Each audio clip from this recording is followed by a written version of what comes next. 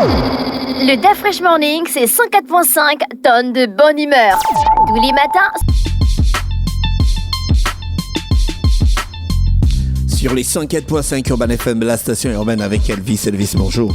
Bonjour DaFresh. Comment tu vas ce matin? Ça va bien, ça va bien. Alors, bonjour Bête 241. Bonjour Fallon, bonjour tous les auditeurs qui nous écoutent ce matin. Alors, Bête 241 nous amène ce matin pour vous parler du mot du jour. Alors, le mot du jour, comme on vous le parlait hier, c'est le voucher. Alors, le voucher est une recharge virtuelle de son compte de jeu. Comme évidemment le flash, on demande à un vendeur de créditer notre compte. Évidemment, lorsque vous partez chez le vendeur, il va créditer votre compte d'une certaine somme et on donne son numéro de compte au vendeur. Évidemment, ce numéro de compte est le ID de l'identifiant. J'espère que j'y arrive et que les auditeurs ont bien compris comment ça se passe. Donc, comme je le disais tantôt, le mot du jour, c'est le voucher. Le voucher, on vous parlait du voucher depuis hier. Le voucher est une recharge virtuelle de son compte de jeu comme le flash, Évidemment, vous partez chez un vendeur, évidemment, de Bête 241. Ils sont dans toute l'étendue du territoire et vous allez demander de vous faire, évidemment, créditer le compte d'une certaine somme et vous donnez votre numéro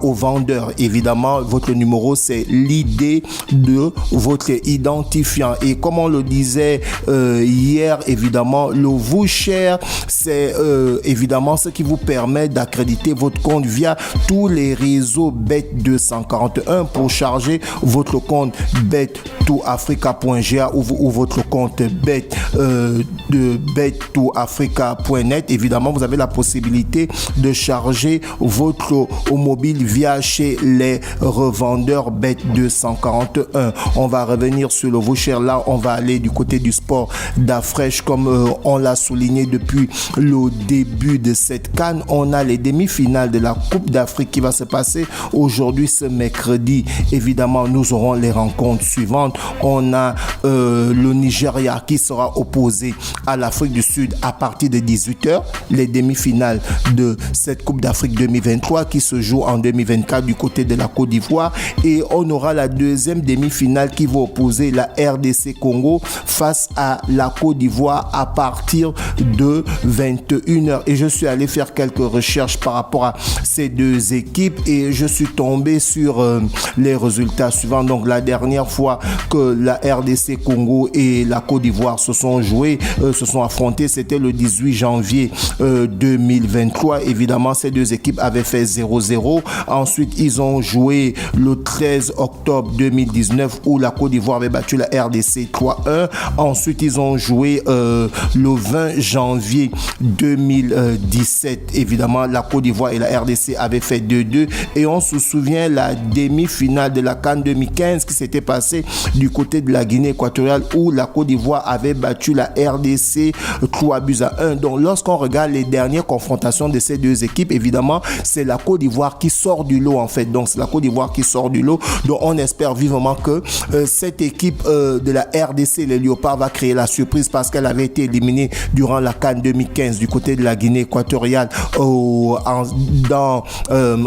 demi-finale face à la Côte d'Ivoire. Et on se souvient que derrière, la RDC a la possibilité de retitiller la finale qu'elle n'a plus jouée depuis plusieurs années. Et la Côte d'Ivoire qui aimerait remporter la CAN chez elle, on espère que cette équipe ivoirienne va évidemment créer la surprise parce que pour ceux qui ont regardé le parcours de la Côte d'Ivoire, c'est les 3 matchs du premier tour, c'est une victoire, 2 défaites, donc la sanglante défaite face à la Guinée équatoriale 4-0. Ensuite, on a la Côte d'Ivoire qui élimine le Sénégal après prolongation à la séance des tirs au but. Ensuite, on a la Côte d'Ivoire qui élimine encore le Mali pendant les prolongations 2-1. Donc, c'est une équipe ivoirienne qui a été remaniée par le coach Faye, évidemment, parce qu'il a su faire ce mélange avec des anciens tels que Max Gradel, tels que Jean-Michel Esseri.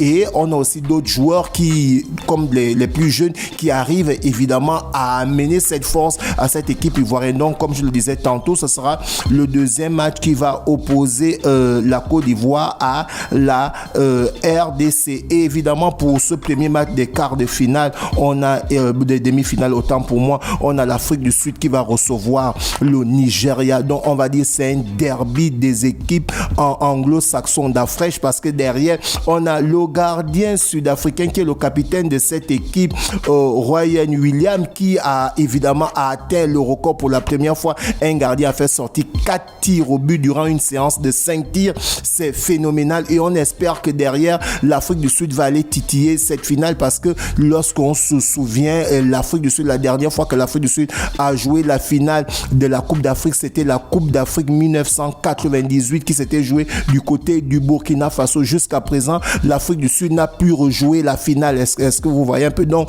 cette équipe sud-africaine aura la possibilité, pourquoi pas, d'aller chercher cette finale-là et pourquoi pas la remporter. Et derrière, on a les Super Eagles du Nigeria qui veulent remporter leur 4e titre, parce que le Nigeria, l'équipe de Jeje Okocha, l'équipe de Wanko Kano, l'équipe de Rashidi Yekini, qui a déjà remporté 3 fois la Coupe d'Afrique en 1980, en 1994 et en 2013 du côté de l'Afrique du Sud, veut aussi aller remporter cette finale, comme l'a souligné Osimhen, la star, le ballon d'or de cette équipe nigériane. Et que évidemment, lorsque le Nigeria joue la Coupe d'Afrique, et bien à chaque fois on est favori, mais notre équipe pour cette année, personne ne nous voyait arriver à ce niveau. Donc je suis aussi allé faire quelques recherches par rapport à ces 2 rencontres et je suis arrivé sur ces résultats où évidemment on a l'Afrique du Sud et le Nigeria qui vont se retrouver pour les éliminatoires de la Coupe du Monde 2026 et du mois de juin prochain, où évidemment ces 2 équipes vont jouer le 3 juin 2024, les éliminatoires de la Coupe du Monde. Mais quand on regarde l'historique de ces 2 équipes, on se souvient que le 10 juillet 2019, le Nigeria avait battu l'Afrique du Sud 2-1 en Coupe d'Afrique. Ensuite, le 17 novembre 2018, l'Afrique du Sud, le Nigeria avait fait 1-1 et le 10 juin 2017, évidemment, l'Afrique du Sud s'était imposée face au Nigeria 2-1 et lorsqu'on descend un peu en 2015, on parle du 29 mars et le Nigeria avait fait 1-1. Donc quand on regarde au sorti de ces différentes confrontations, et ben c'est le Nigeria qui sort du lot. Donc par rapport à cette demi-finale, on va dire que c'est le Nigeria qui est favori par rapport à cette demi-finale. On espère vivement que les matchs vont très bien se passer. Comme je le disais tantôt, le premier match c'est à partir de 18h où le Nigeria sera opposé à l'Afrique du Sud et à partir de 21h, la Côte d'Ivoire va recevoir la RDC d'Afrique. Pour cette Coupe d'Afrique là, on a vu certains coachs être limogés, tel que le coach de la Côte d'Ivoire qui était limogé, Gassé. Ensuite, on a vu le coach de l'Algérie qui était limogé. Et par rapport aux mauvais résultats des Lions indomptables du Cameroun, le meilleur du football ainsi que ActuFoot ont publié l'article dit ceci: Samuel Eto'o a présenté sa démission de son poste de président de la Fédération camerounaise de football. Une démission qui a été rejetée par les membres du comité exécutif. En fait, voici un président d'une fédération qui arrive à une compétition et il constate avec des résultats que l'équipe n'a pas été à la hauteur et celui-ci décide de démissionner. Évidemment, les membres du comité exécutif de cette fédération camerounaise de football ont tout simplement jugé utile que non, il n'est pas possible d'accepter cette démission parce que Samuel Eto'o, à part le fait que l'équipe nationale du Cameroun est sortie en 8e de finale, c'est celui-ci qui a essayé de restructurer le football camerounais parce que lui derrière, qu'est-ce qu'il fait? Il alloue une subvention aux clubs qui ont évidemment des écoles de foot, ce qui ne se faisait pas avant. Donc, il encourage la formation. Donc, voici, je pense, l'une des raisons pour laquelle les membres du comité exécutif de la Fédération camerounaise de football ont jugé inutile que celui-ci puisse démissionner parce qu'il y a un travail qui a commencé à se faire. Et ce qu'on doit souligner, c'est que cette équipe camerounaise-là,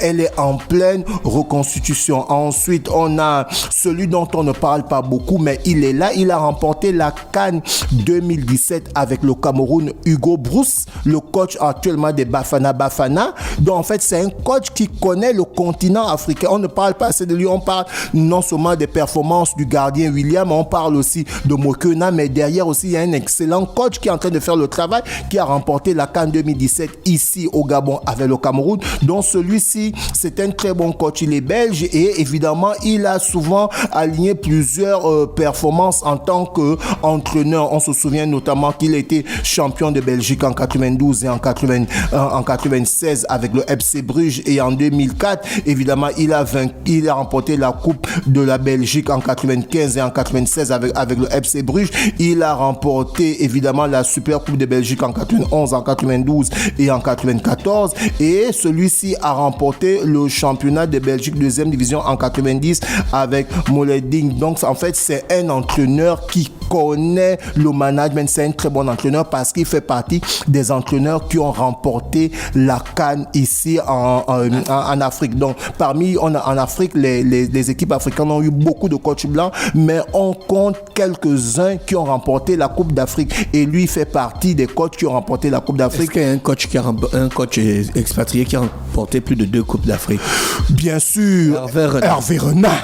D'après Hervé Renard, il reste le seul coach. Non, mais il y a un gars qu'on appelle le diable, le sorcier blanc.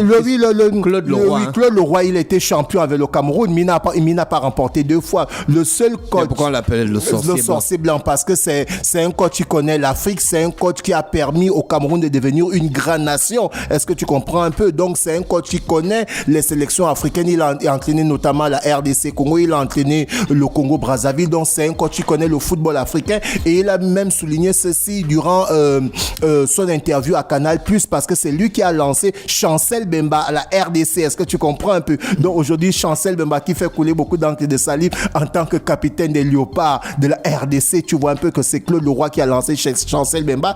Voilà pourquoi on l'appelle le sorcier blanc, parce qu'il sait détecter les talents et il sait mettre les joueurs au niveau. Il est déjà en retraite. Il est déjà il est maintenant consultant. Bon, pas qu'il est en retraite, il est consultant. En fait, Canal+ à ce truc-là qu'ils ont la possibilité de donner les anciens footballeurs ou les anciens entraîneurs la possibilité d'être consultants lorsqu'ils ne sont pas appelés quelque part. Est-ce que tu comprends? Donc ça permet à ceux anciens-là de rester toujours dans l'univers du football. On va revenir sur le sponsor Bet241. Comme je vous le disais tantôt, le mot du jour, on vous le parlait, c'était hier, on vous disait le voucher. Le voucher est une recharge virtuelle de son compte de jeu comme un flash.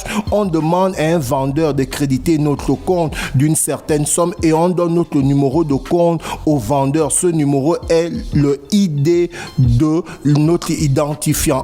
Voilà un peu comment ça se passe. Donc vous avez la possibilité d'aller dans toutes les salles Bet241 ou chez les vendeurs agréés. Donc c'est désormais disponible le voucher dans tout le réseau Bet241 pour charger votre compte Bet241.net ou votre compte betoafrica.ga via le mobile monnaie. C'est désormais possible chez les revendeurs dans toutes les salles et kiosques Bet241. Alors comment on fait? C'est facile. De la même façon que vous allez chez le boutiquier pour faire le flash qui est une solution facile, c'est la même façon aussi que vous pouvez faire votre transaction voucher, et évidemment vous avez les revendeurs qui sont à proximité de chez vous. Il vous suffit de vous rendre sur un point de vente à proximité et de donner l'identifiant de votre compte et de payer. Donc le voucher est amené par Bet241, la nouvelle recharge qui est disponible chez tous les revendeurs agréés pour évidemment charger son compte.